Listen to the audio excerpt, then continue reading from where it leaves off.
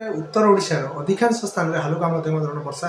record होता बेले सर्वाधिक वर्षा जाजपुर सहर में पाखापाखि 60 मिलीमीटर रेकर्ड कर आहरी केतक स्थान में मध्यम धरण वर्षा रेकर्ड कर सहित आम देखा बर्तमान स्थित जो रोचे वायुमंडल जो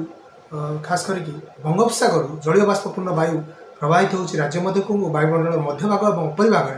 जो रोचे आमर वेस्टर्ली ट्रफ पश्चिमा जो रोचे निम्नचापरेखा स्पर्श आसी राज्यर विभिन्न स्थान में वर्षा कराऊँगी जोटा कि कालबैशाखी जनित वर्षा आम कराऊँगी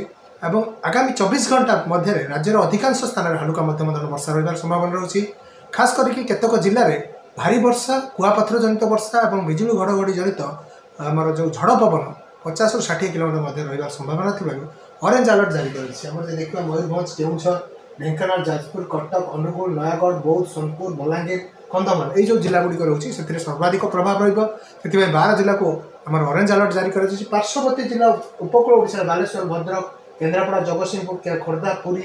ये जो जिला गुड़िक रोचे से बिजुली घड़घड़ी जनित वर्षा पवन 30 ରୁ 40 किलोमीटर रही संभावना से येलो वार्निंग जारी करसंता काली उपकूल ओडिशा नहीं आम अधिकांश स्थान में हालुका मध्यम धरण वर्षा रही जिले में भारी वर्षा और बिजुली घड़घड़ी जनित वर्षा रही संभावना रही ट्विन सिटी भुवनेश्वर और कटक में दिन तमाम मेघुआ पाग सहित मझिरे मझिरे इंटेन्स फॉल घंटा प्रति 2 ରୁ 3 सेंटीमीटर मध्य वर्षा रही संभावना रही येलो वार्निंग जारी कर